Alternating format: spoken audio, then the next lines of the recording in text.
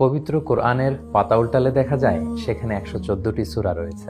আপাত দৃষ্টিতে মনে হতে পারে সূরাগুলো বুঝি বিচ্ছিন্ন, একটির সাথে আরেকটির কোনো সম্পর্ক নেই। অথচ সচেতন পাঠক মাত্রই জানেন কোরআন বিচ্ছিন্ন কোনো বার্তা দেয় না, বরং এখানকার প্রতিটি সূরা তার আগের ও পরের সূরার সাথে গভীরভাবে কানেক্টেড। যেমন কোরআনের প্রথম দুটি সূরার কথাই ধরা যাক। সূরা ফাতিহা আমরা শেষ করি রবের কাছে সঠিক পথের দিশা চেয়ে, আর সূরা বাকারা শুরু হয়েছে এই বার্তা দিয়ে, কোরআন এমন এক কিতাব যাতে কোনো সন্দেহ নেই, যা মুত্তাকিদেরকে সঠিক পথের সন্ধান দেয়। সুবহানাল্লাহ। তার মানে একটি সূরা শেষে বান্দার আকুতি ফুটিয়ে তোলা হয়েছে, আর এর পরের সূরা শুরুতেই সেই আকুতি বা প্রার্থনার জবাব দেয়া হয়েছে। আসলে গোটা কোরআনই একটা মিরাকেল। এরকম অনেক অনেক সিক্রেট ফিচার উপস্থাপন করা হয়েছে এক নজরে কোরআন বইটিতে।